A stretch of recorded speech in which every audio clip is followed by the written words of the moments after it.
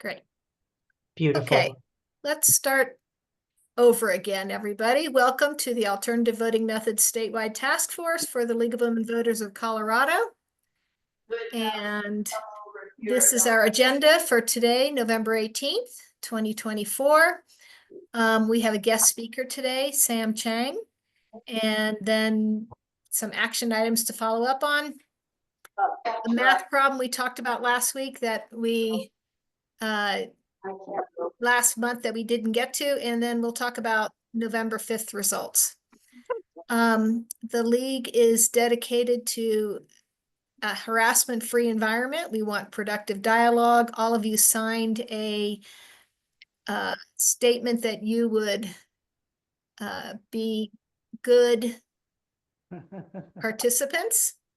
So here are our minutes from the last meeting. And I don't know if anybody has comments about it. It's more just some of the action items we'll talk about shortly. And our past meeting videos and slide decks can always be accessed via our webpage. Okay, Beth Hendricks is our fearless leader here, the executive director. And Jane Dunk works in the office. Katina deals with our communications and was super busy this election season. Tony Larson is our task force liaison. I'm the task force facilitator, and I'm going to stop sharing so we can all see each other. And I'd like to ask somebody else to go around and do the introductions just so I can save my voice. I'll do it. Oh, thank you, Beth. You bet. As Celeste said, I'm Beth Hendricks. I'm the executive director of the League of Women Voters of Colorado.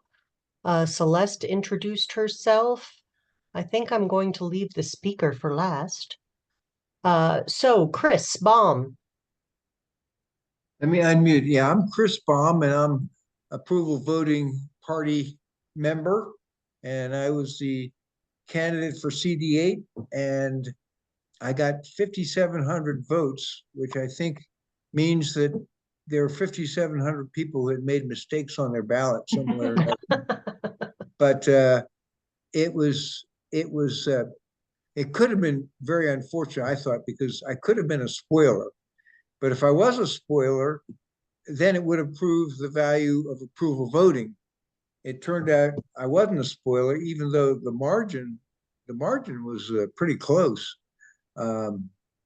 So I think it was a worthwhile exercise. I'm not sure I'd ever do it again because it was very risky. I didn't realize how risky it was being. I thought I'd get maybe 5 or 10 votes, but 5,700 was a total shock. You don't know your own popularity. I think I might have spent, how much does the stamp cost? I might have spent 58 cents on my campaign. Wow. Well, great to have you here. I think we should go Chris. A little faster on the introductions, because I see that Wendy Petrie needs to leave at 6:30. And so we might jump to the guest speaker. Wendy, why don't you introduce yourself next? Great. Yeah, I am the chairman of the Women's Committee for the National Forward Party. I'm also on the executive committee of the Colorado Forward Party. And we are having an event tonight, a year-end wrap-up for the Colorado Forward Party at 6:30. So. And would you like for us to do balanced ballot before we do anything else? Is that the main reason you're here? I'm mostly just trying to start paying more attention to the league, so you can carry on in your normal fashion. Okay, great. Thanks. Okay, we're back to introductions, Celeste? Yeah. Excellent. Britta, just if you could introduce yourself, and if you're a member of the leagues, could you please tell us which chapter? If you're not a member, welcome. I'm Britta Singer from Boulder. I am a member, but basically all I do is pay dues, but I'm glad to be here tonight. We appreciate you. Which chapter do you pay dues to? Boulder County. Great, great. Lynn Began, is it? Yes. Hi, how are you? I'm Lynn Began. I live in Broomfield. Excellent. Sass. I am not in Colorado, but I love the work that your voting methods task force does. I'm the board director for Equal Vote Coalition. I'm a national organizer for the Respect Voters Coalition, and I'm very involved in voting method reform. And I try to point other state leagues to you guys all the time. Thank you. Appreciate that. And Sass, Betsy. don't you have a like once a week or once every 2 weeks you have an open Open democracy dialogue? Yes, every Tuesday. I'm not here to promote that, but I will. Every Tuesday evening, I host an open democracy discussion where anybody anywhere can come and ask questions about voting science, democratic mechanics, or voting method reform and receive live personalized answers from folks who are active in the space. I'll find a link to it. You can usually find it on starvoting.org, get involved events. But if anybody wants to come, love to have you. We're Yeah, also please- doing, I have another Please thing put to it in promote, the but I'm here chat. for the chat. Yeah. Cool. Right. Cool. Betsy. Betsy McBride. I'm in Boise, Idaho. So I'm in the Idaho League. A former Colorado member. And Yes. president. Yeah. Okay. Lycan. Wait, this isn't hot. Sorry, go to somebody else. That's Deborah Okay. Lycan. Yeah. Oh, great. Excellent. She's a league member. Cool. How about Dawn Parcher? Don Parcher, Louisville, Colorado, not a member. Great. Welcome. Hey, Jen. Jen Cleland. Hi, I'm Jen Cleland. I'm a member of the Boulder County League and co-leader with Celeste of the voting methods team for the Boulder County League. Sweet. Nancy. You're muted. Of course.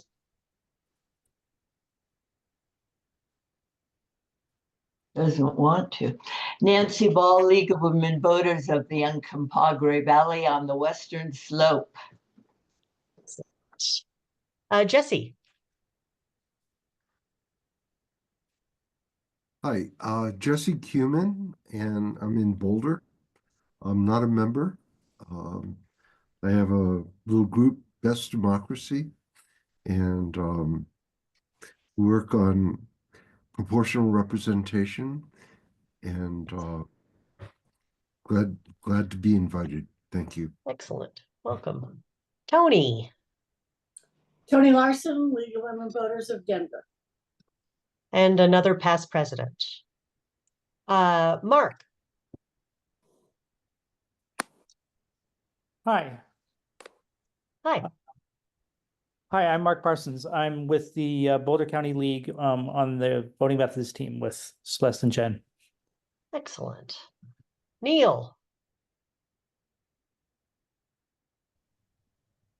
Oh, hey, it takes too long to unmute. Hi, I'm Neil McBurnett, and I have been active in voting method reform since the 1990s, first with ranked methods, now with proportional representation, approval voting, and star voting. I've also been very active in election integrity and auditing since 2002, and I am the League of Colorado's representative to the Bipartisan Election Advisory Commission. And Deborah. Deborah Lycan? That's Yes. me? Yes. I'm Someone a league told me your member first name. and in Durango, Colorado. And I've been sitting in on this committee for over a year now. It doesn't sound like much compared to Neil now, I realize. Okay, did I miss anybody? Okay, back to Celeste. Sam, do you want to just say hi right now and then we'll do a more formal introduction later? Okay. Hi, great. everybody. Sam is our guest speaker. Zooming in from Taiwan.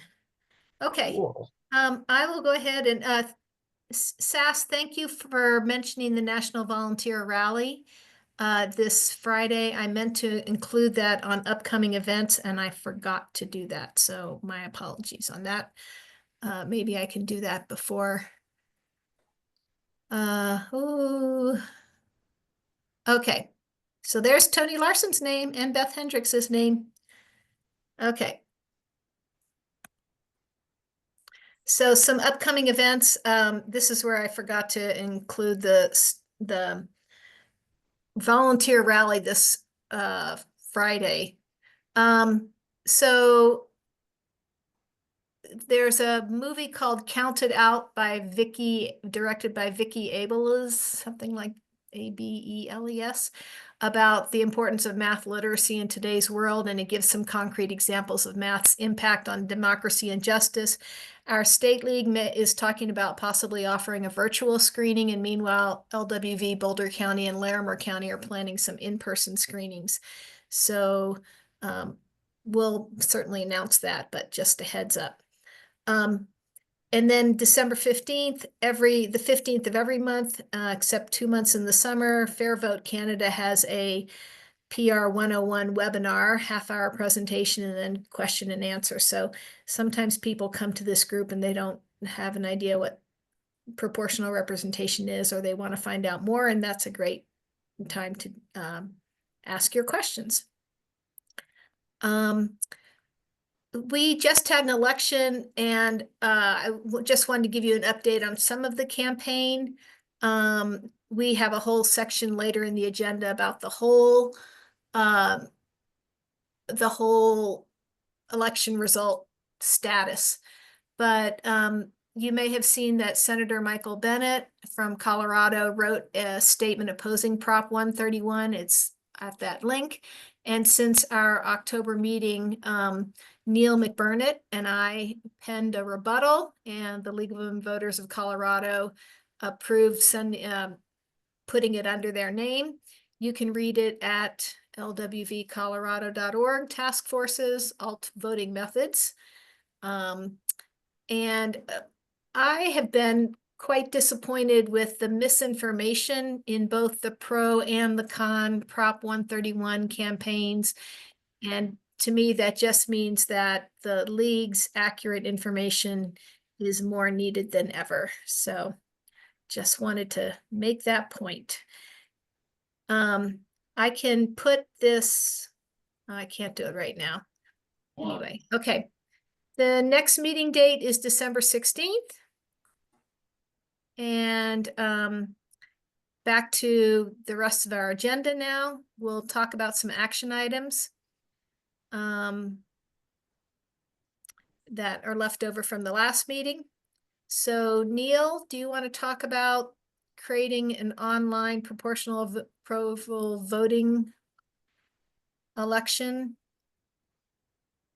Sure. To really Your voice start, is very soft on my computer. is it soft for other people? Should I try to make it louder? It's not too bad. How It's roughly the about that? same. Is that better? Testing, Yeah. testing. Works for me. Yeah, it's pretty good. Great, thanks. The league is very strongly supportive of proportional representation, and there are lots of ways to do that. And one of the ways that differentiates the different approaches is how easy they are to audit. We have a method using ranked ballots that's called single transferable vote, which no one has yet devised a way, and I doubt that they will devise an efficient way to audit a risk limiting audit of a single transferable vote because of the multiple rounds and how complicating that gets for even figuring out what the margin of victory is. It's strange, but true. There are other methods like proportional approval voting or probably the star PR methods that don't have that flaw and are straightforward to audit, and we think auditing is important too.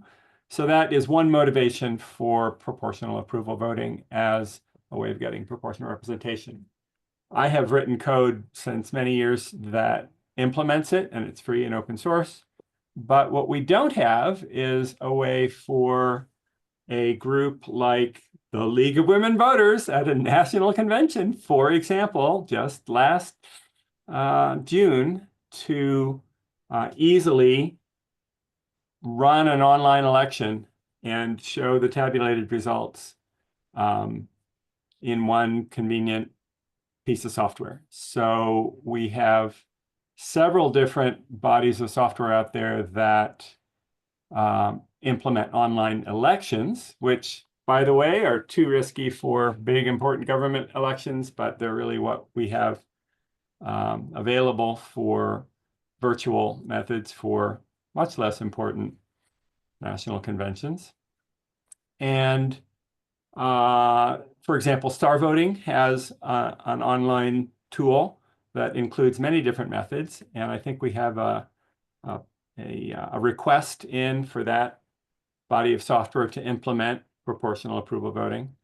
There are a couple others that aren't coming to mind, but Ruth, sorry, I should know Ruth's last name. Ruth. Wong, isn't it Wong? That sounds just about right. Ruth Grace Wong, maybe? Yes. Is another active league member in California, and both of us at the same time were saying, gosh, we really should make this easy to use for the league, and many other organizations. I've run into others since then that I wanted to use it for. So Ruth has made some progress on an implementation of that, and we continue to chip away at it. So we don't have anything to show you, but we think it's important and encourage everybody to do that kind of thing. And I don't know if SAS has some input on what is Star PR implemented in your online tool? Yes, but it's now the current branding is bettervoting.com. Okay, but it does both the single winner and the multi-winner approaches. Yes, in proportional too. Yeah, it's all in there. Fabulous. So we have better options, and I guess the next question is whether we have auditing software actually implemented for any of those methods. And I have worked with the inventor of risk limiting audits to demonstrate that it's straightforward to do with approval voting, but we haven't implemented that yet. And I don't know if there's any progress in the Star PR realm. So Neil, back to Ruth's work, getting this online proportional approval voting option going. It says she has plans to use it for the league's program planning process. So those of you who are not league members or who are new league members, program planning happens early in the calendar year. So January, February, March, January, February usually, I think. So maybe Ruth will have it pretty soon. That's what I'm hoping. And I see Betsy McBride has raised her hand. So Neil, does this assume that these would be competitive elections per each seat?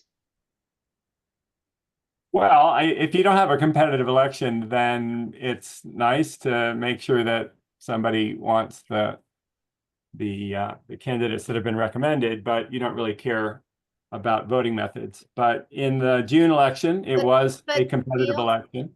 It sounded like Betsy was saying each seat, but these are not single seat elections. Proportional approval voting is only a multi-seat, multi-winner contest. So I don't know if that changes your question, Betsy. Well, we had a competitive election at convention because the nominating committee failed to come up with candidates for a particular position. So people were nominated from the floor. The typical election at national convention has the nominating committee putting forth one person for each job. So I don't know how you would get proportional approval voting. Well, I think they were putting forth multiple members for the committee. It wasn't, there were multiple slots to be filled, but they didn't end up filling. They filled one of them, but not all of them. But it was unusual, Neil. I mean, Yeah. usually That's so how I this may started not- answering. This may not be very useful in the national convention if we continue to nominate exactly as many people as there are seats to fill.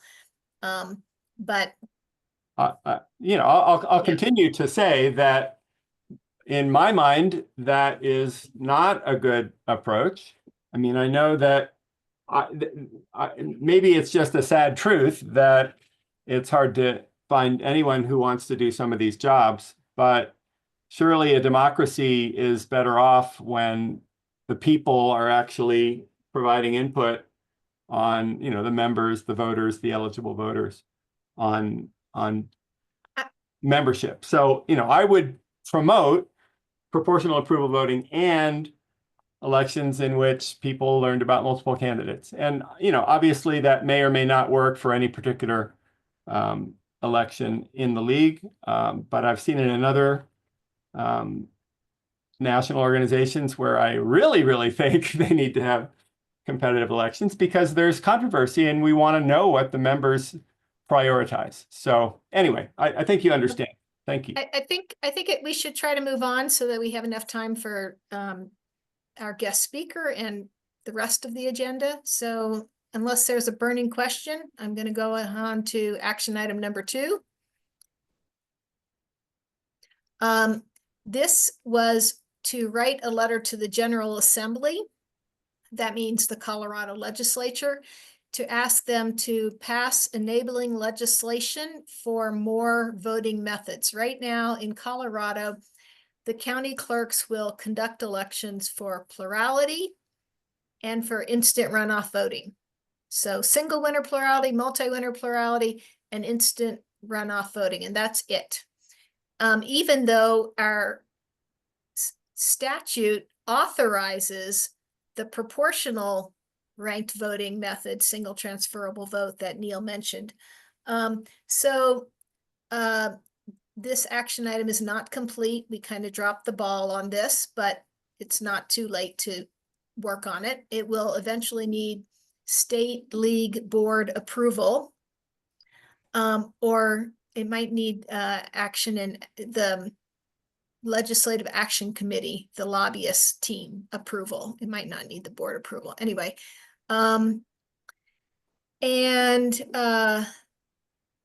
Littleton City Council sent such a letter in October, and I hope that they are starting a whole wave of these letters. Littleton has discussed adopting approval voting. They are in 3 counties, so they have to deal with 3 county clerks.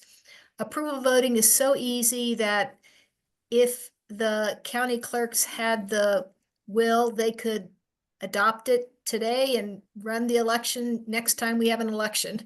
But that's not the way the county clerks work. They take their direction from the Secretary of State, and if the Secretary of State has not authorized or, sorry, enabled, doesn't have promulgating rules to do this, then they're very hesitant to do this. So what we need, and what we learned this with instant runoff voting.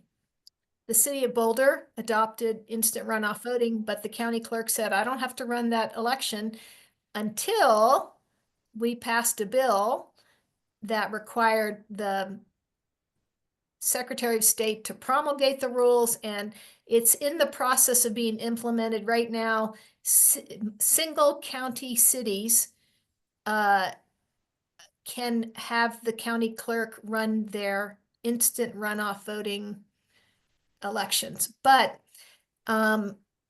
if you live in a multi-county city like Erie, I saw Pat Venturo is here on the call, and she lives in Erie.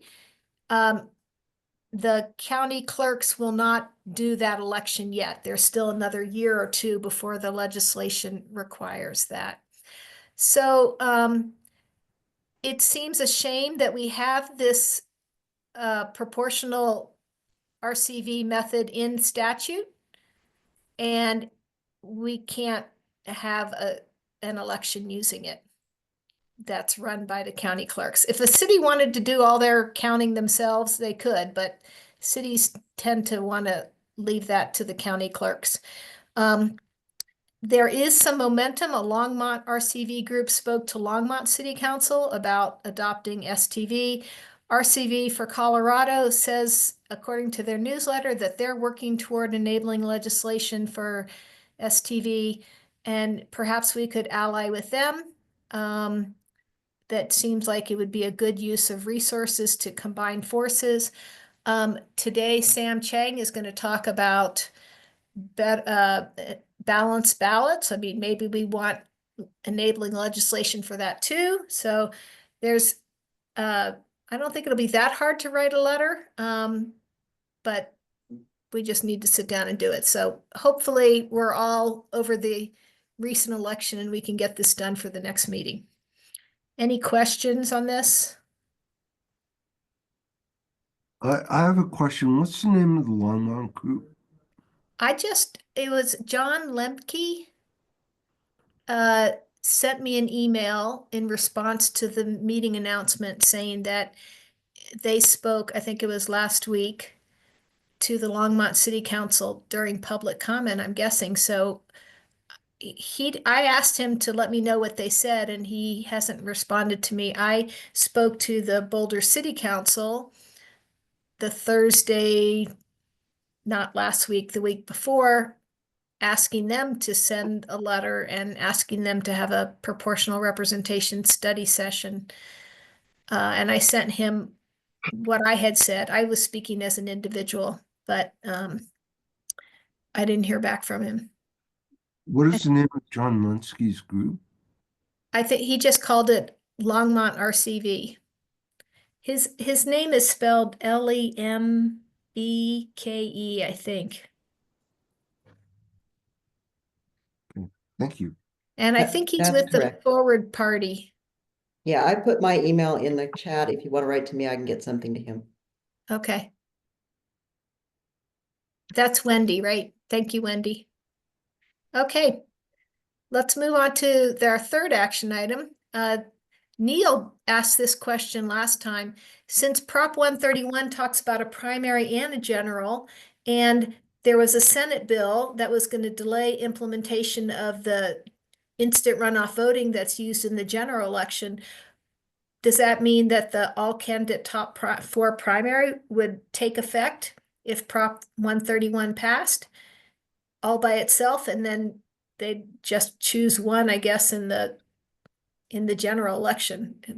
And I think I was supposed to maybe ask this question of Legislative Legal Services or the Title Board or somebody, and I didn't get to it. And Prop 131 didn't pass, so it's not applicable now, but it's still a good question.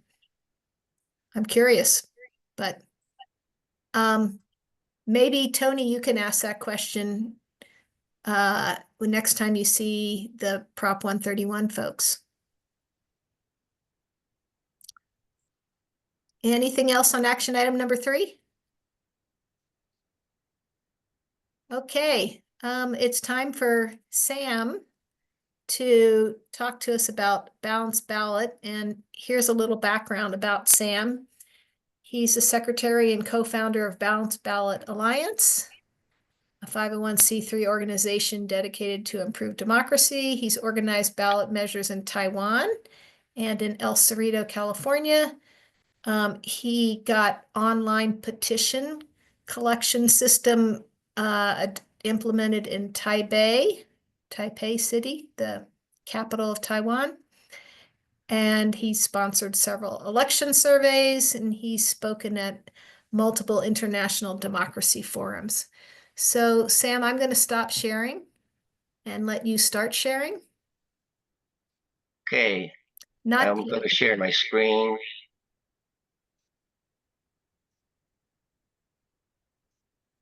Can you all see the screen?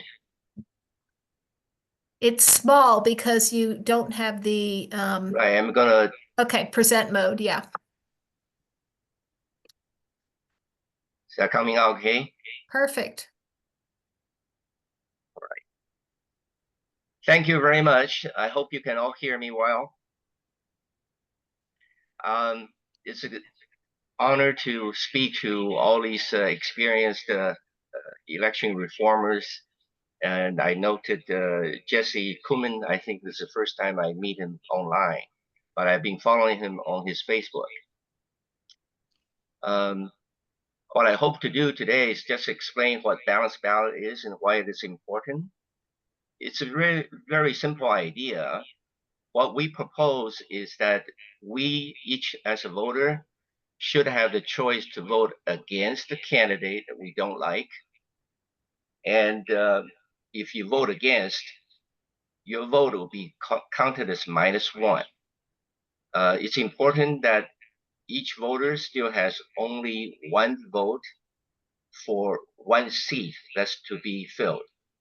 So for example, on this ballot, there are two candidates. You can only fill in one of the ovals. You only have one vote. So why is that important? Let's start with the situation. What if there's just only one candidate? We believe having the balanced ballot should be a basic human right because of having this ballot, especially when there's only one candidate. It's very easy to understand why it should be a fundamental human right. I'll get to the next two later. Suppose there are only one candidate, you can only vote yes. You might think you're living in North Korea. But in United States, according to Ballotpedia, in 2024, 75% of elections in the United States were uncontested. As you know, in some situations, the election authority probably don't even bother to print the ballot because they know who's going to win anyway. So why waste the money to print the ballot? So in all these 75% of the elections, the other electoral reform proposals such as instant runoff, approval voting, proportional rep, or star voting or score voting, they all be irrelevant in all these situations. And I can add, in those situations with just two contestants for one seat, these other reforms would also be irrelevant. If there's balanced ballot, it will increase voter participation for sure. Let's examine what that might mean in a two-candidate race situation. Suppose there are just two candidates, A and B, and let's say A gets 41% and B gets 39% with an 80% participation rate in the country or in any local election. So with this under the current rules, A can rightfully claim he wins with a majority mandate of 51% voting for him. But I challenge this by saying that this might not be a true reflection of voters' wishes. A might not have the mandate to lead, nor does he really have the majority support. Suppose the option to vote no is available and just 7% additional voters come to vote, and 6 went against A and 1 against B, the net result will be B wins. B wins with a net 38% support in a two-man race, right? And the percentage vote he has won out of 87 voters, let's say there are 38 net, then his support is only 43.7%. So more voters participated, and voters will be happier because they can really genuinely vote for or against someone. They will be happier. You can argue that 45 prefer prefer B, and 42 prefer A. If you added the 6 that oppose A to say that they prefer B, that's true mathematically, but B cannot claim those 6 people are really for him. So in a 2-person race, B has to admit that he really doesn't have a majority mandate. At best, his support is 39 out of 87, while his net support is only 38 out of 87. So presumably, such a winner should be humbler, we hope.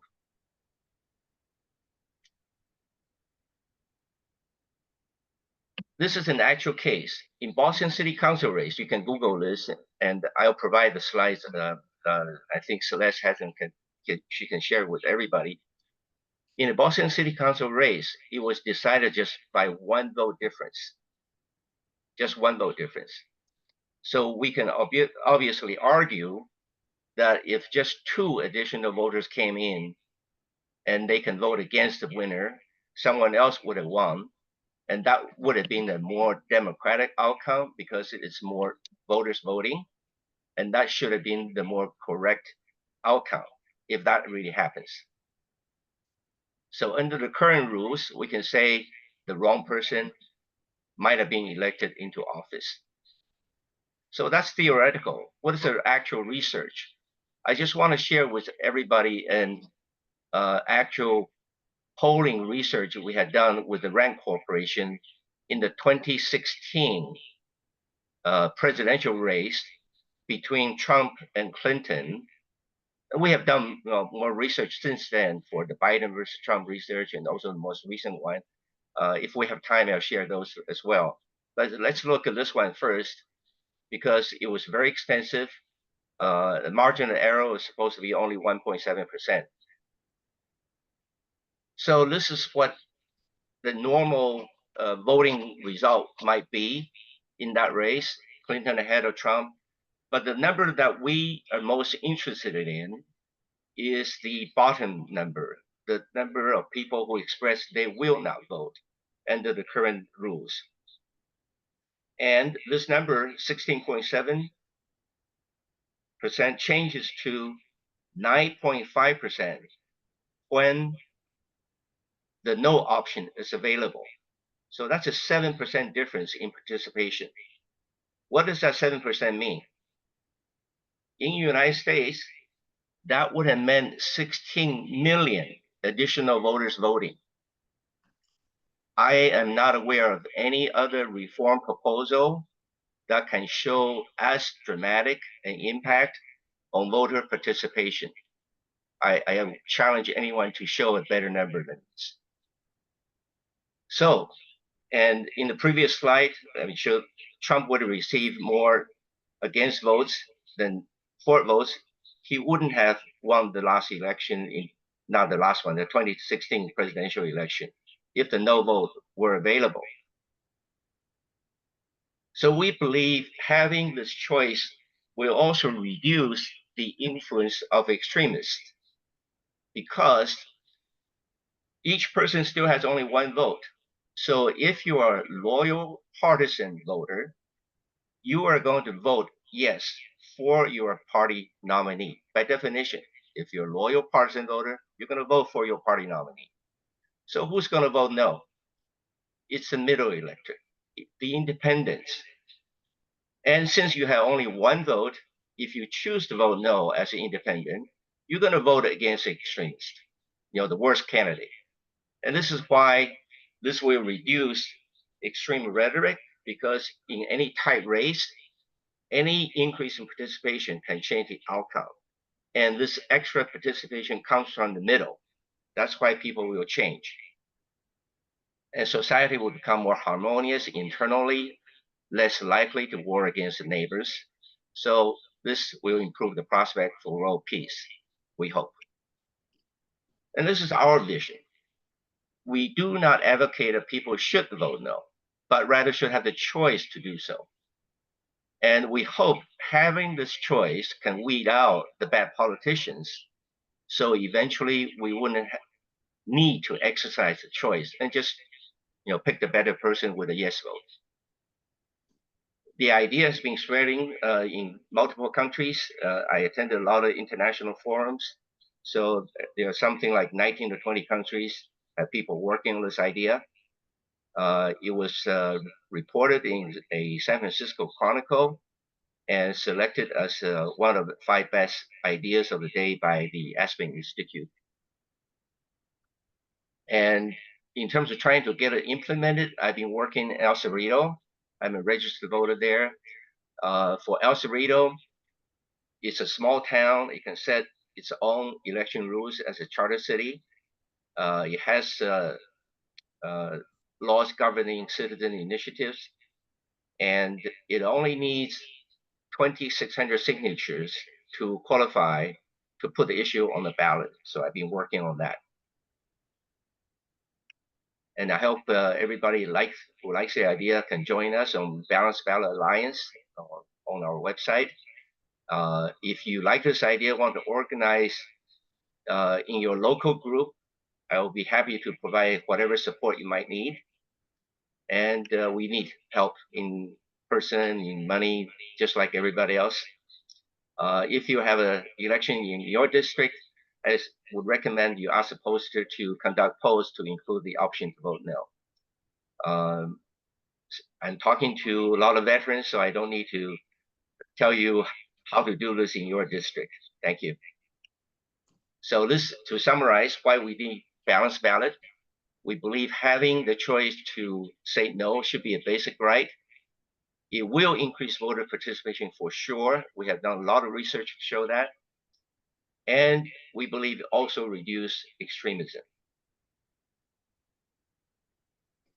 By powering the independent voters, forcing everybody toward the middle, we believe this will unite rather than divide the country, and it will improve harmony and the world peace. Thank you. So that concludes my presentation. I'm open to Q&A. I don't know if you see Deborah Lycan has her hand up, so. Why don't you put a more interesting slide up so that we can see maybe a balanced ballot or your 3 takeaway points or something like that. Wait, a QR is very interesting. People need to have a chance to get it. Oops, that last one's good. Okay, Deborah. This last one? Yeah, I just have a quick question. Why do you think this is better than other ways of reducing extremism? So, I mean, there were some arguments that the final 4 ranked choice voting would give you competition between people in the same party, and so they would have to compete with one another, and voters would have a chance to push towards the center. Why do you think this reform would be better than other ways of reducing extremism? Well, I think the increased participation from the middle electorate is extremely important. Are you hearing an echo? No. Oh, okay, fine. So because all the research we have done show this will increase participation by a lot. Okay? And I have not seen similar research of the impact on participation from the people who support ranked choice voting. Thank you. I think that's a big difference. Deborah, one of the things that I find fascinating about balanced ballot is that Sam only showed one kind of balanced ballot, the most basic kind, but you can take an approval voting ballot and turn it into a balanced ballot. You could take an instant runoff voting ballot and turn it into a balanced ballot. So you can make any voting method. Maybe I'm being exaggerating a little bit here, but you can take various voting methods and make them more expressive yet by using a balanced ballot. That's true. We have tried the exercise with approval voting, with the proportional representation, and also ranked choice, instant runoff. Sass has his hand up. Where? Their hand up. Sorry, Sass. So yeah, that was actually an important thing that I was going to ask. Like, what is the mechanical detail of like, do I get both exactly one yes vote and exactly one no vote? Do I only get one of either? Or like, is this explicit approval voting where you get approval, blank, or disapproval? What are you specifically recommending here? And I have a follow-up after you answer that. Sure. My recommendation is that since most people are used to what we have already, the first past the post. So in that situation, we propose that you should have just one vote per person, either for someone or against someone. And that would already accomplish a lot of the reforms or objectives of reforms that we hope to achieve. So that's the one reform we are focusing on. But to try to incorporate this into, let's say, instant runoff or proportional representation, it can be done, and it will improve these other electoral reform systems. Okay, so just again for clarity here, you're saying your recommendation is not that you can give one upvote and one downvote. No. You're saying you can either give an upvote or you can give a downvote. That's what your recommendation is. I believe it's very important to keep just one person, one vote for our discussions, because that's fine. So my follow-up is this. What you're describing is equivalent to saying you have an approval voting ballot and you can either approve one candidate or approve all but one candidate, and that's mathematically identical. I get that like emotionally it might feel different, but that's like mathematically identical. And so like in that way, why not have just approval voting and give voters the freedom to, instead of just making the restriction slightly less, like just remove the restriction entirely and allow voters to vote for as many candidates as they want and against as many candidates as they want. Yes, and I have that discussion with people who support approval voting. I can share with you detailed results of that discussion. But just for this discussion, remember I shared on the screen 75% of the elections in the United States are uncontested. So in that scenario, approval voting is irrelevant, right? And in, I don't know how many percentage in addition on top of that, are situations where there are just two candidates for one seat. Again, approval voting will be irrelevant. And this reform will still be very powerful and very relevant. Sam, I think you should talk about what happens if somebody ends up with a net result, or maybe both candidates end up with a net result, because that's different from, that's where Sass's question veers off a little bit. Okay. If no one gets net positive, our proposal is that the election must be reheld and the previously rejected candidates may not be allowed to run. Okay, so an incumbent. But let me qualify that. Let me qualify that. I believe there's a quick Q&A on that particular issue. Oh, here's the one. Okay, the answer to that question. You know, some people say, "Oh, rerun the election might be expensive." We would say having the wrong person in office is more expensive. But also, this is a more important point. In any large district, the probability that no one gets net positive is extremely low. We believe it's near zero. In all the 21 surveys we have done, the yes votes always exceeded no votes, often by a very large margin. So someone will get elected with a net positive. Yeah, I mean, I think I can see why that would happen given like what voters are currently used to over time. I think that could potentially devolve, particularly if you have like three polarized factions in a jurisdiction. My concern is just like just because it's really rare doesn't mean it's not a concern, because we're talking about the ability to run the government. And like I would see that as like motivation for an incumbent candidate to try to like message in an election in a way that leads to no candidate getting positive votes, and so that incumbent can just stay in office, you know, over multiple repeat elections where nobody gets a positive vote. Like that's my concern about the like, if nobody reaches the threshold, we just don't elect anybody, and we don't have a determinative end game for when we're going to kick out the incumbent and put somebody new in. I'm concerned about that. Sass, in Nevada, they've got none of the above or none of these candidates. And I think election officials there are very concerned that none of these candidates will at some point win. That, as far as I know, has never happened.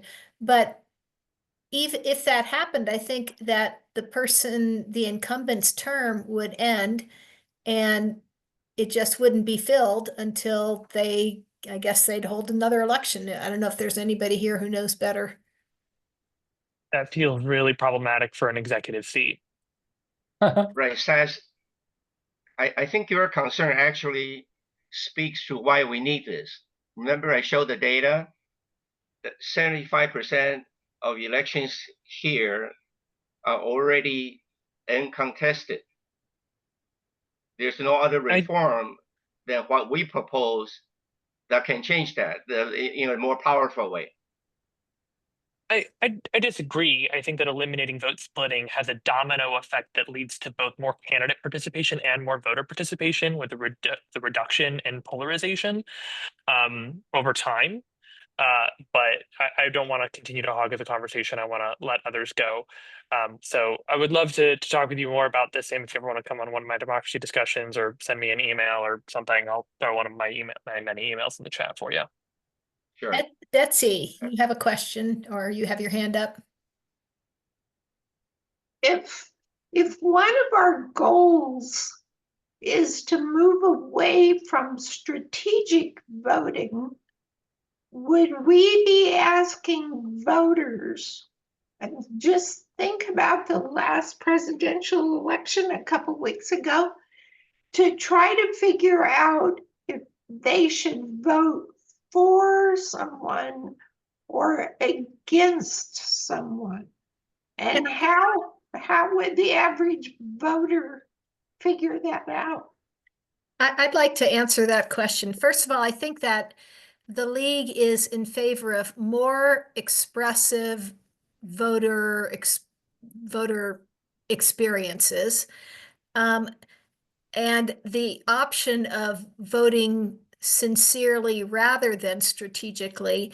And I think there are people, as Sam's data show, that would be more willing to vote if there were an against option. So that's not necessarily a strategic thing. That's just their actual voter sincere feeling. So that's how I would answer that question. I don't know if I answered it to your satisfaction or not.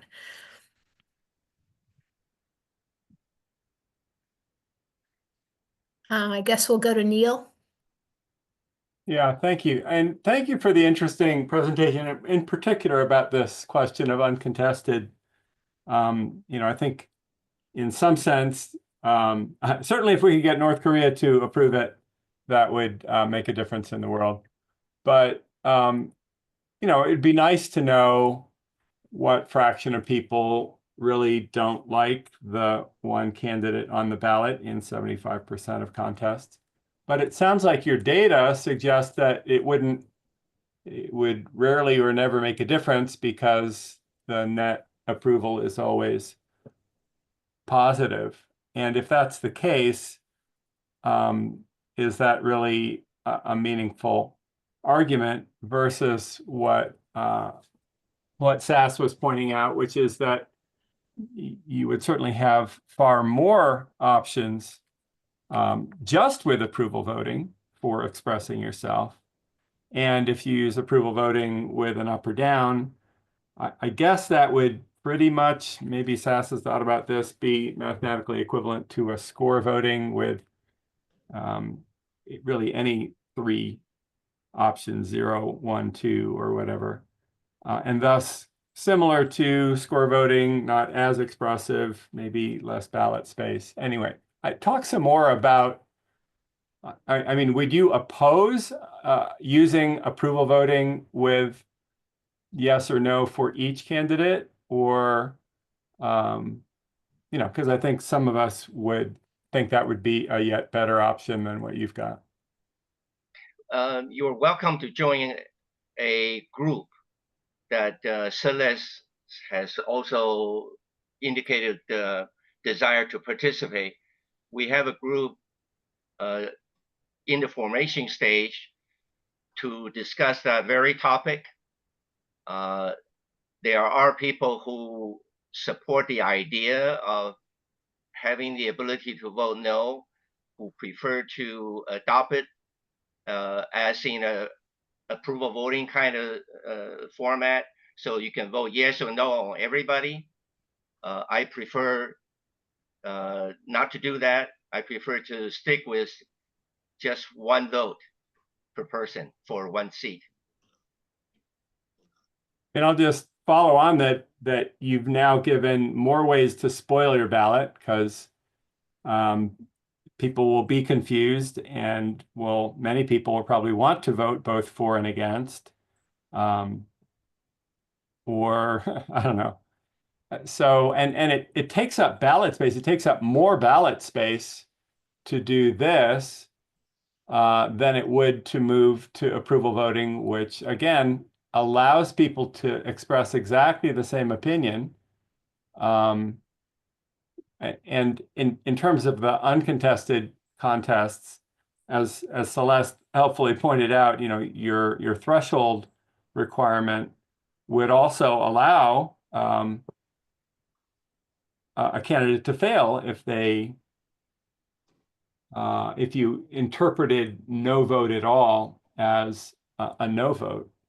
And if there were more no votes, abstentions, whatever you want to call them, than votes for a candidate. So you could get, again, the same thing, I guess, in all the cases and ballot space, honestly, is a problem. In many places, we had over 40 contests on my ballot. We had multiple pages of ballots, and that costs real money and confusion and auditing time and a lot of other things. So,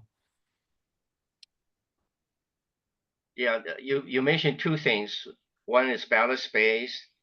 The other is really whether it's more expressive than approval voting. I obviously I believe it's a lot more expressive than approval voting.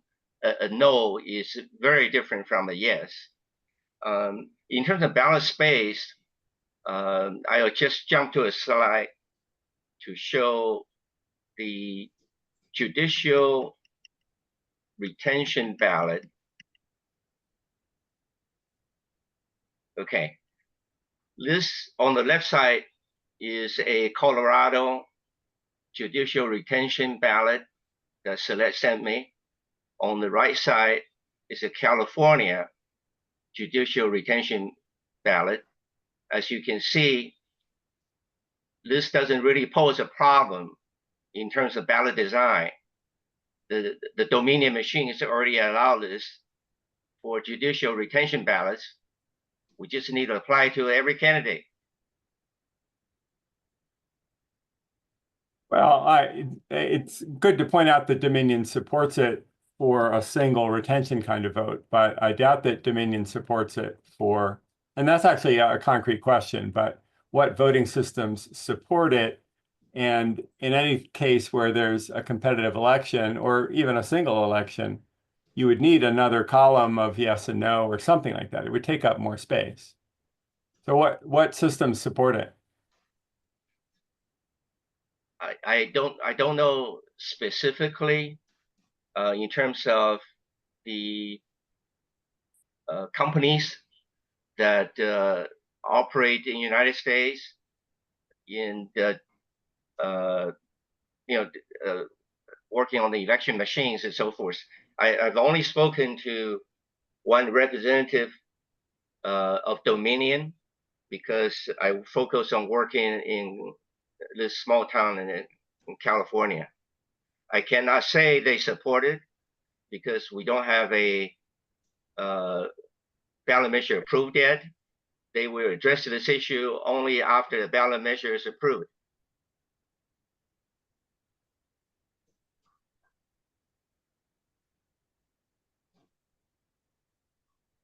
I put a note in the chat just now about one point that Neil likes to make about how to measure candidate support.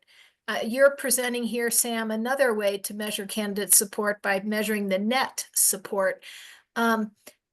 Neil likes to talk about support based on the number of ballots cast. So if 100 people cast a ballot, but half of them leave it blank, how do you measure support? Do you say if 30% supported candidate A and 20% supported candidate B, do you say that, and the other 50% left it blank, do you say that candidate A won with 30% support? Typically, the result is reported as candidate A won with 60% of the vote.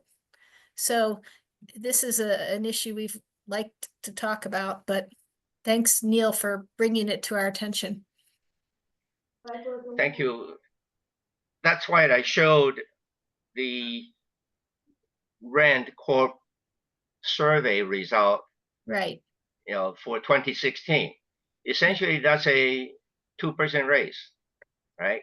So if you allow me, I go back to that slide.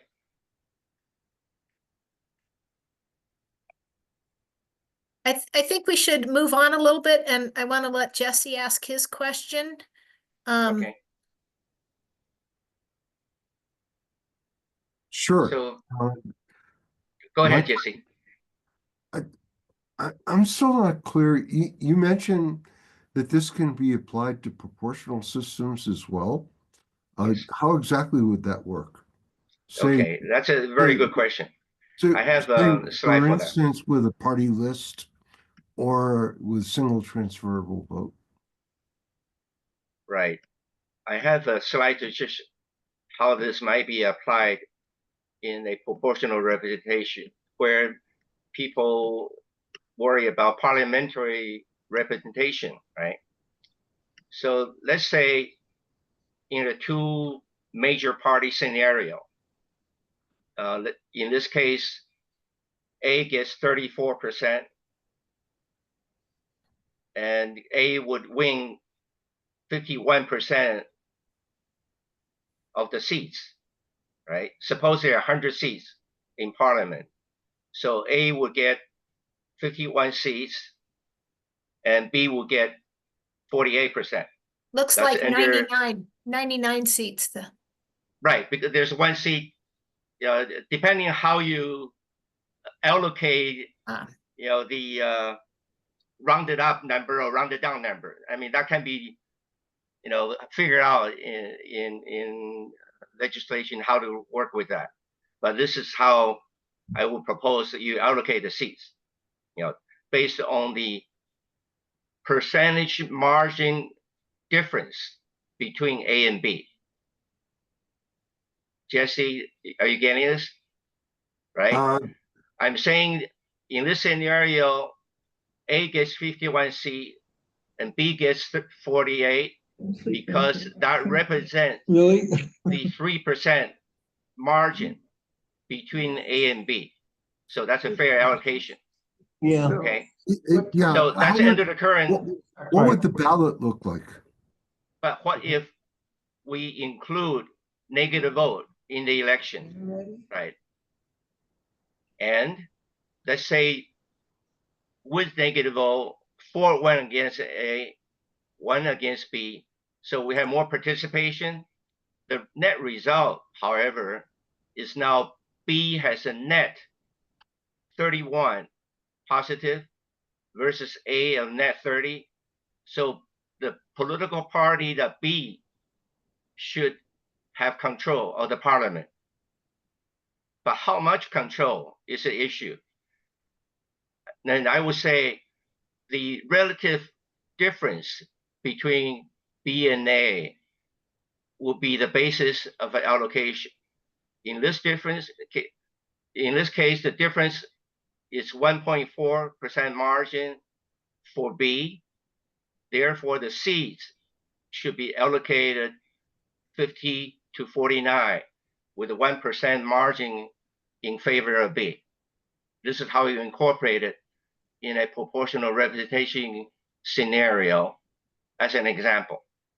And you can work out how this would work with 3 parties or 4 parties, but with 2 is a good start to just show how you allocate it based on the margin of difference between each party. Can I throw out one of the advantages of proportional systems is that you're voting for somebody as opposed to voting against. And this kind of blows that up, that one of the incentives for proportional systems and why countries with proportional systems have much higher voter engagement, usually around 80% or so, is that people have something to vote for.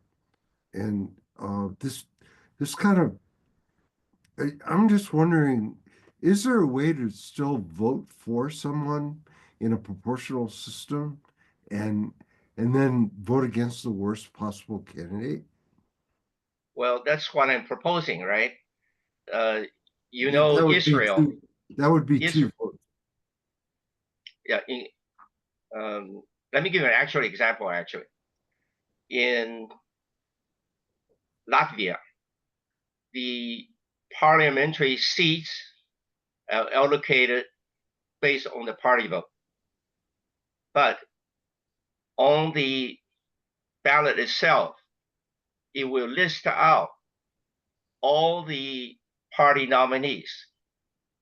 So a voter can choose for the party, but cross out the party nominee, among all the candidates the party nominate that he or she doesn't like. So in Latvia, they have this ballot design already that allows what you're proposing. You can cross out among all the party candidates the person you dislike the most. That's pretty much like an open party list, where you can basically choose the party and who your top candidate would be in that party. That's an open party list. I want to mention another potential application of this in a proportional representation case, and I want to mention Israel. In Israel, as you know, it is all proportional representation, and Israel has a lot of parties. They have a And 1% threshold and a closed party list. right, in Israel, if the no vote were available, I believe a lot of the middle electorate would vote against the extremist right-wing party and reduce their influence in parliament. This is in fact how I came up with the idea. I was in Israel on a business trip, and this issue of the far right party came up And I came up with this idea during my meditation practice next morning. Thank you, Sam. I think we're running short on time here. Neil, you have your hand up, but and I know, Jesse, you're in touch with Sam, so you can continue this conversation. Sam, did you want to did you put your email address anywhere? Do you want to put it in the chat and people can contact Sure. you? Sure. And If I fail to do that, Celeste, feel free to share it okay. with everybody. And I'm going to start sharing my screen. I just want to jump quickly to a couple of questions. We might not have time for the answer, but there's a lot of there's a question that Jesse asked that I didn't hear an answer to. How do you, if you're going to vote in a city council and you want 5 winners, what does the ballot look like? Would you say that that you can now mark 5 opinions, 3 yes and 2 no, or like what does that look like? Yes. And it's unclear to me, very unclear how the proportional representation would actually. I think there are a lot of options. Right? Yeah, well, the details can be important. And then especially with instant runoff or really any ranked method, I don't at all understand. Somebody said that this would work as an augmentation to that. I don't get that at all. I'll be happy to send you the material on that. Sam, is this on the Balanced Ballot website? It used to be, I think, the different kinds. Yeah, we have a FNQ section that respond to questions of how to incorporate this into ranked choice voting, for example. Okay. Okay, I'm going to start sharing my screen so that I think that's going to turn off your screen. Go ahead. Go ahead. Okay. See if I can do this correctly. Okay.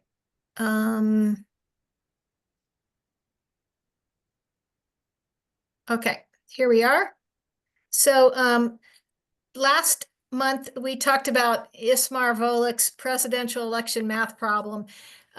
He's a mathematician. He thinks a lot about mathematics and democracy. He wrote a book called Making Democracy Count.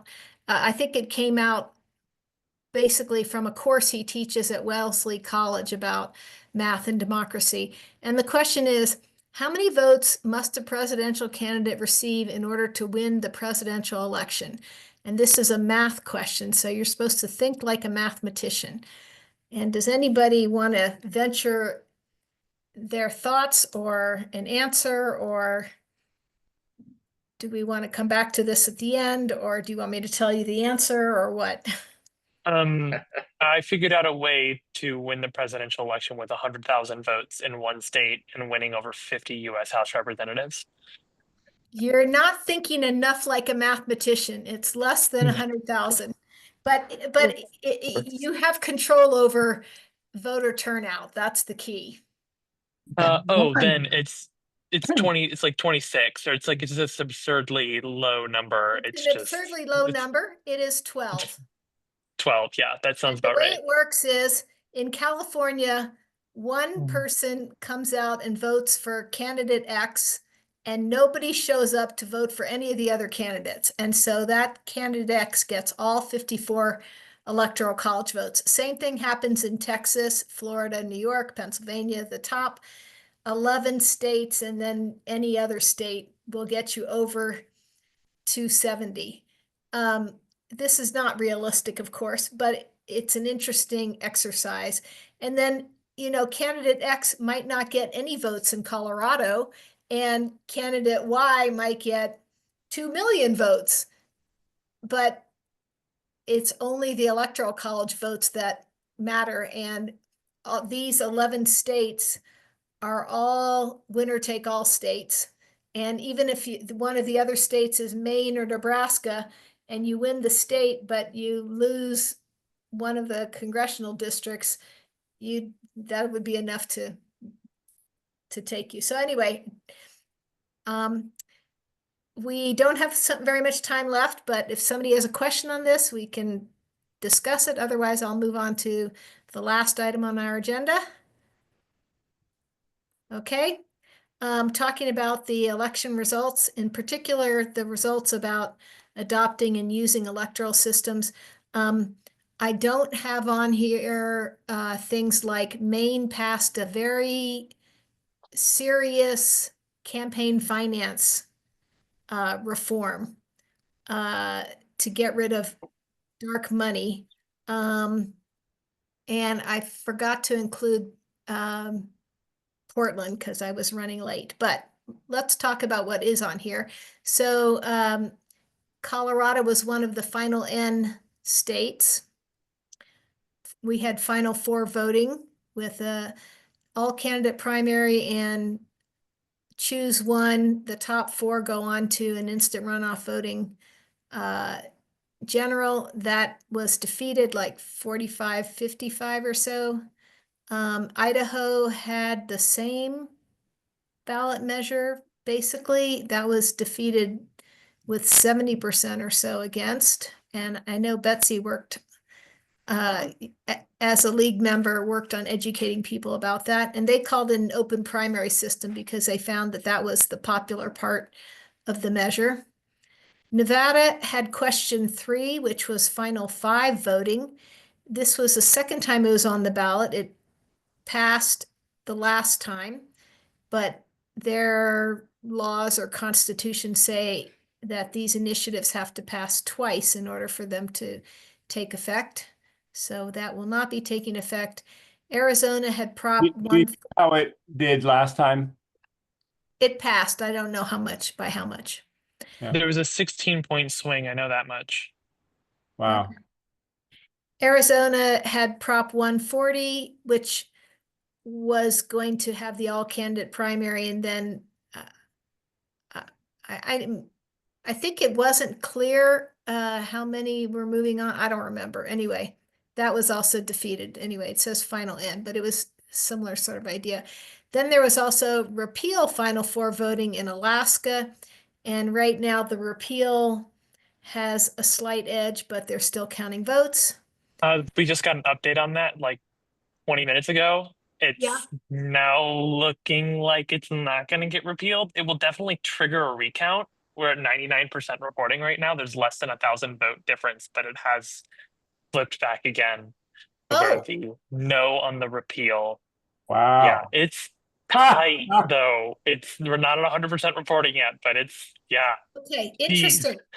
And $113.4 million campaign against a $134,000 campaign. And the interesting thing about this is when it passed in, I think it was 2020, the same thing happened. It was failing on election night, but when the late votes came in, then it passed. So not by very much. So that's interesting.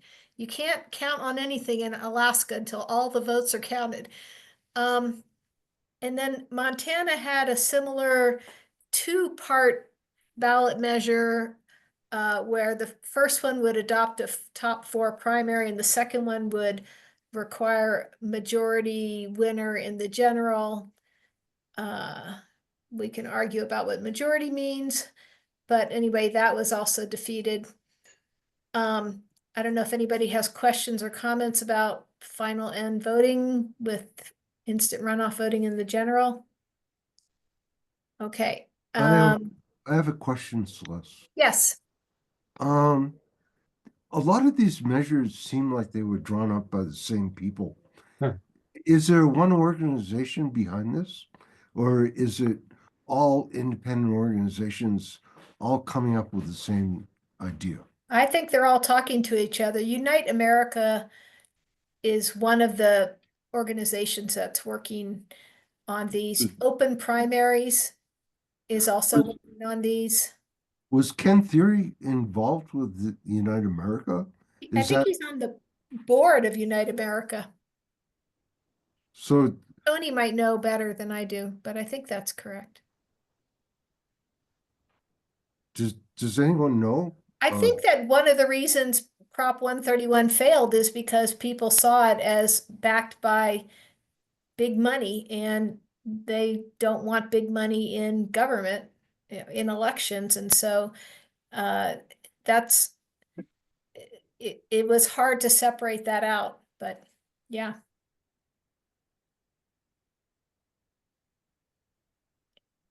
I'm going to go ahead and move on then.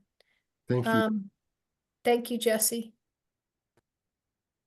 So then there were some a state measure to adopt instant runoff ranked voting, and that was in Oregon, and that was also defeated. And an interesting thing about this is, just like in Colorado, it wasn't for all the state and federal contests. For instance, the state legislators didn't include themselves in this. I'd like to think that that was because they were holding out for a proportional ranked voting method, but I'm not sure. I think that's probably a naive idea. So the conclusion here is that at the state level, ranked voting had a terrible night, except maybe in Alaska. Okay, in terms of state measures to just change the primary system, there was a top 2 all-candidate primary ballot measure in South Dakota. It was also defeated. And there was another ballot measure in Arizona to require partisan primaries, which I don't think is a good idea if we want to open up the primaries to allow more people to participate. So that was defeated, which is a bright spot, I would say. In terms of the South Dakota amendment, top 2 primaries are not great. California has them, and there's a lot of vote splitting, and there's some campaigning for people in the other party. So you have a certain candidate ending up running against your favorite candidate. It's top 4 or top 5 is, I think it's conclusively better than top 2, but okay. There were some municipal measures to change the voting method. Adopting star voting was defeated in Oak Ridge, Oregon. It's a small city. I thought that they made a good case for it, offering to bear the costs of it, not require the city, the town to bear the costs. But that was defeated. I don't know, Sass, if you want to say anything about this. Yeah, I can give a little more context. We had no intention of putting star voting on the same ballot as a ranked choice voting measure at the same time. The people of Oak Ridge really wanted to do a star voting measure. So we supported it, but it was like they were the ones who did it, and they tried really hard, and we're really proud of the work that they did. But yeah, it was always a long shot. They just really wanted to do it. But it sounds like maybe they're going to want to try it again in the future at a cleaner election where they're not going up against RCV. So that'd be exciting, but we don't know what's going to happen. But yeah, just like that particular one was a very weird, odd. It just kind of happened, landed on our plate. We weren't like putting everything we had behind it. We were just supporting the people there who wanted to do it. What were the results? I think it was like roughly 44% yes, 46%, somewhere around there. Thanks. I would love to Yeah. see star voting adopted. I just like, we need to see these in action. Yeah. El Cerrito wants to adopt balanced ballot. I think that would be great. I just feel like the more data we have, the better decisions we can make.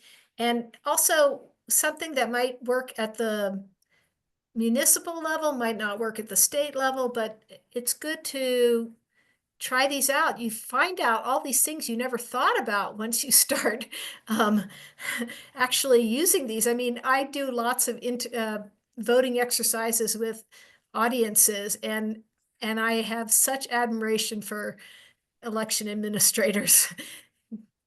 Okay, let's keep going. There was an a measure in Washington, D.C. to adopt instant runoff voting and to open primaries to unaffiliated voters. And that passed by a huge margin and got support from, the Washington Post and things like that. That's been touted as the big win for the Fair Vote organization. And then I want to say that Portland, Oregon used single transferable vote, the proportional ranked choice voting method, to elect 12 city council members and then IRV to elect one mayor. They did a whole charter redo, and 3 Democratic socialists got elected.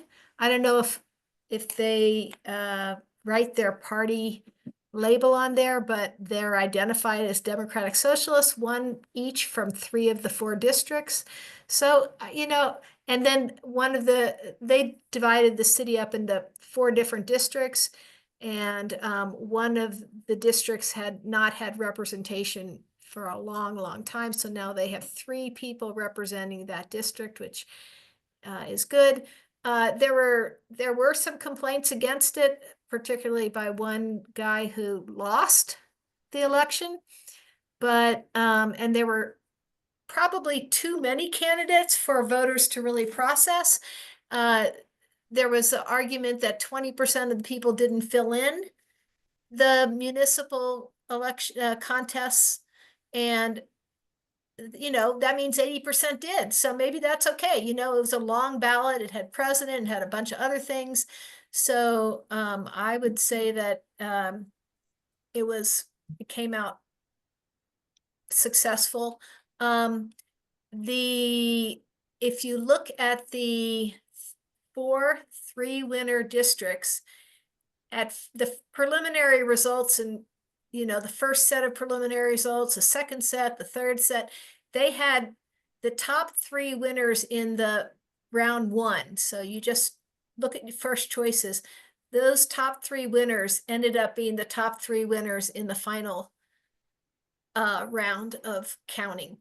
So you could argue, well, who needs to use single transferable vote and do all these rounds? Like, if you get the same result, then who cares? But when they've done they've gotten more ballots, and they've done I think they're on the preliminary results set 6. They're in District 4. The person who's in 3rd place in the first round of counting is not the 3rd place vote getter in the final, did not win a seat in the 3-winner contest.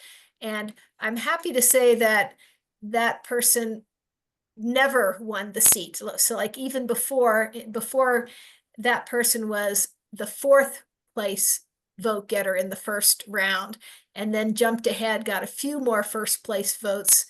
So it's not like the outcome actually changed, but you didn't get the straight exact first round, final round match. So just wanted to share that. And I'm going to stop sharing, and if anybody wants to make any comments. Sass is doing exercises, I see. It's 7 o'clock, so I can stop the recording, but I'm jealous, Sass. I've been sitting down all day in this plastic chair, working away, getting ready for this volunteer rally. So I'm just trying to stretch out a little bit. So I'm going to can we hear from Sass where he got the information on Alaska? Oh, it's I mean, you could just Google the results. Okay. I'm sorry, the financial data. Yeah, a volunteer with equal vote. Ballotpedia is actually where we were pulling that information from. So a volunteer went through and checked all of the statewide ballot measures and looked at money spent in favor, money spent against for all the RCV and open primaries ones. And the sum total came out to $90 million spent in favor of all of these open primaries and ranked choice voting statewide measures that all failed, except maybe Alaska. And it's like 3.4 million spent in the other direction. So yeah, that's like a big deal. And yeah, the question is like, what are all of the factors? Is it like people saw what happened in that first special general election in Alaska and saw like, oh, something fishy happened there. What's going on? Maybe we shouldn't do this.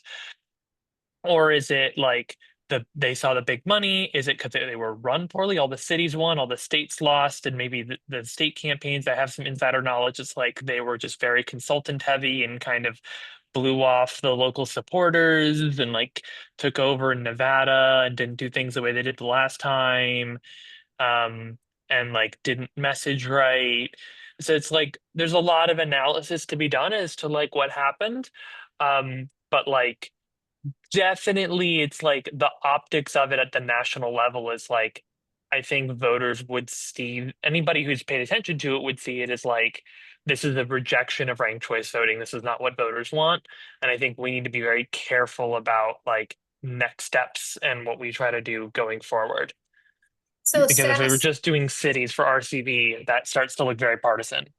Do you have Sass, those? here in Colorado, we had 14 state ballot measures. Only 4 of them failed, including a weird election one, which seemed, I don't understand that, but anyway, it was like Really moving important. election deadlines a week earlier to help the county clerks. But so 4 of them failed, and the most expensive campaign was Prop 131.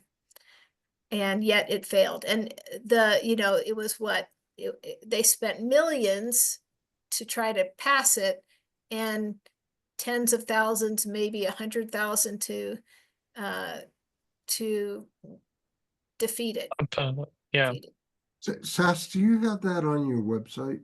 The research on the failures and passage and money? No, we don't. That was something that got passed around in our like volunteer Slack. It was Sam Monson in the Star Voting Slack. If you go to starvoting.org, join, you can find it. I don't know. I think I posted it in the general discussion, but yeah, just I mean it's a capacity thing. I think, you know, we don't we want to be smart about how we like talk about this, and you want to have it like be good content. Maybe it'd be like a good blog or something to write about. But yeah, I mean I would just say like go to Ballotpedia if you want to see the numbers. And I'm learning a lot. And that's with Equal Vote, and that's the one I'm just on the board of. I'm volunteering with. I work for the Respect Voters Coalition, where like we're also having this conversation because we're trying to do approval voting. So yeah, there's a lot of moving parts. There's a lot going on here. And I definitely think that it's like we got to make sure we're taking a really good reform to voters that's like going to deliver in the first place. I think that RCV, I think that Final Four is oversold, and if we had come to voters with a better proposal in the first place, that maybe we would have gotten better results this election. Which Ballotpedia page is that? If you just look up each of the different measures on Ballotpedia, like they'll each have their own page. Okay. That's what the volunteer did. Right. So you have to do all the research. Yeah, I it's think like they it's might real have work. had a summary page for that, but I might be Oh, wrong. maybe. They've been building a lot of summary pages for ranked choice voting, so that's possible. So Don Parcher, Tony Larson, or Britta Singer, do any of you want to say anything before we adjourn this meeting? I think I'm gonna stop the recording now. Thanks everybody for coming. Thank you, Celeste.